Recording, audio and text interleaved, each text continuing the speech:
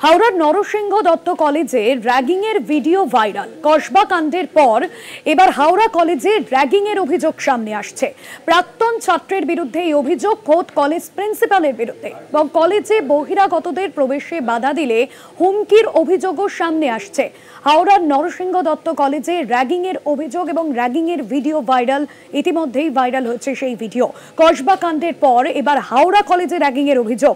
প্রাক্তন ছাত্রের বিরুদ্ধে এই অভিযোগ সামনে আসছে।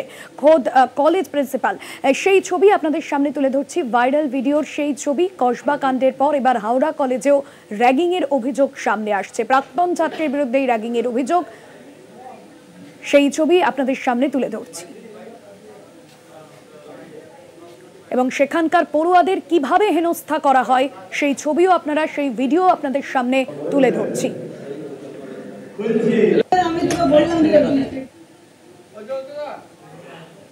প্রাক্তন ছাত্রের বিরুদ্ধে এই অভিযোগ খোদ কলেজ প্রিন্সিপালের। কলেজে বহিরাগতদের প্রবেশে বাধা দিলে হুমকির অভিযোগও সামনে আসছে। আর কসবা কাণ্ডের পর আবারও খোদ কলকাতায় হাওড়ার এক নরসিংহ দত্ত কলেজে র্যাগিংয়ের ছবি সামনে আসছে। আর এই নিয়ে বিস্তারিত জানবো, ঠিক কি অভিযোগ উঠছে এখন, বর্তমান পড়ুয়ারাও বা কি অভিযোগ আনছেন। সরাসরি রয়েছেন জগন্নাথ সামন্ত, আমাদের প্রতিনিধি। জগন্নাথ, কয়েকদিন আগেই কসবায় যে গণধর্ষণ কাণ্ড কসবা ল কলেজে এখনো পর্যন্ত তার রেশ কাটেনি এবং আবারও খোদ কলকাতায় আরও একটি কলেজে যে অভিযোগ, র্যাগিংয়ের অভিযোগ, এবং আমরা ভিডিওতে দেখছি কিভাবে শারীরিক হেনস্থা করা হচ্ছে। ঠিক কি অভিযোগ উঠছে, কলেজ কর্তৃপক্ষ তারা কি বলছেন, কারা এই ঘটনায় জড়িত? দেখো, তোমাকে বলে রাখি যে কসবা ল কলেজে যে ঘটনা ঘটেছে তারপর থেকে বিভিন্ন কলেজে দেখাচ্ছে বিভিন্ন অভিযোগ উঠে আসছে টিএমসিপি নেতাদের বিরুদ্ধে।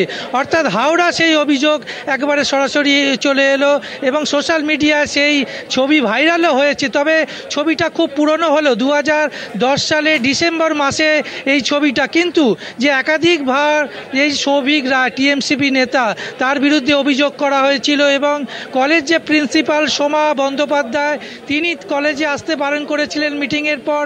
তা সত্ত্বেও গায়ের জোর দেখিয়ে, প্রভাব খাটিয়ে, প্রভাবশালীদেরকে ব্যবহার করে এই সৌভিক রায় টিএমসিপি নেতা কলেজের মধ্যে প্রবেশ করতেন। এবং যে নোংরামো ছবি তুমি দেখতে পাবে, একবারে কলেজ ছাত্রকে প্যান্ট খুলে বিভিন্নভাবে যৌনাঙ্গ দেখানোর অভিযোগ আসছে এবং এই ছবি একাধিক জায়গায় ভাইরাল হয়েছে সোশ্যাল মিডিয়ায়। কিন্তু অভিযোগ যেটা আসছে যে শুধু নরসিংহ দত্ত কলেজ না, বিভিন্ন কলেজে এই ঘটনার ছবি একের পর এক উঠে আসছে। তবে ছবি পুরনো হলেও কিন্তু এখনও পর্যন্ত আজকে যখন আমরা কলেজের প্রিন্সিপালকে জিজ্ঞেস করতে যাই, তিনি অভিযোগ দেওয়ার শুধু নয়, তিনি মিটিং করে সৌভিক রায়কে কলেজে আসতে বারণ করেছিলেন যাতে এই ঘটনার পর তিনি কলেজে না আসেন। কিন্তু তাও জোর করে প্রভাব খাটিয়ে তিনি একদম হয়তো মারমুখী ছিলেন, কেননা তার পেছনে প্রভাবশালী নেতাদের হাত ছিল।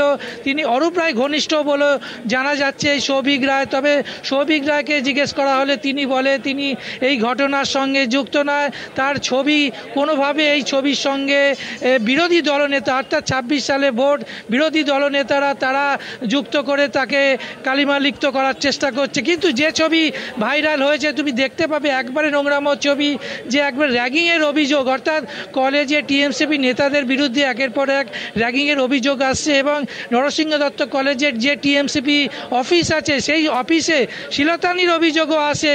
এখন অনেক ছাত্র ক্যামেরার সামনে আসতে চাইছে না, অনেক ছাত্রী আসতে চাইছে না। তারা অফ দ্য ক্যামেরা তারা যেটা জানাচ্ছে যে এইভাবে কলেজ চলে আসছিল, কেউ কিছু প্রতিবাদ করলে কোনো শোনা হতো না, থানা পর্যন্ত সেই প্রতিবাদের অভিযোগ নিত না। অর্থাৎ টিএমসিপি ওপর মহলে, অর্থাৎ সেখানেও অভিযোগ জানানো হয়েছিল, তিরাঙ্কুরকেও অভিযোগ জানানো হয়েছিল এই সৌভিক রায়ের বিরুদ্ধে। কোনো রকম কর্ণপাত করা হয়নি, তাকেই যেই কলেজের দায়িত্ব দেওয়া হয়েছিল সহসভাপতি পদে। অর্থাৎ একাধিক যে নোংরা ছবি ভাইরাল হয়েছে তার বিরুদ্ধে শাস্তিমূলক ব্যবস্থা যাতে নেওয়া হয় সেটাই বিরোধীরা চাইছে। অর্থাৎ বিজেপির তরফ থেকে এই ছবি একেবারে ভাইরাল করা হয়েছে এবং তারাও চাইছে যে এই ঘটনার পূর্ণাঙ্গ তদন্ত হোক এবং কলেজগুলো ছাত্র র্যাগিং মুক্ত করা হোক। কিন্তু এই ঘটনার চাঞ্চল্য তৈরি হয়েছে নরসিংহ দত্ত কলেজে, এখনও তদন্ত করে দেখা যাচ্ছে। তবে সৌভিক রায়কে কোনো রকম ব্যবস্থা নেওয়া হয়নি এখনও। এই ঘটনায় ছবি ভাইরাল হওয়ায় চাঞ্চল্য তৈরি হয়েছে রাজনৈতিক মহলে। একদমই এখনো পর্যন্ত কলেজ কর্তৃপক্ষ বা প্রিন্সিপাল তিনি কি বলছেন এই বিষয়ে? দিনের পর দিন যেখানে বহিরাগতদের প্রবেশে ঢুকতে দিলে তাদেরকে যদি বাধা দেওয়া হতো, সেই নিয়েও নানান রকম হুমকি দেওয়া হতো, এই অভিযোগও কিন্তু সামনে আসছে।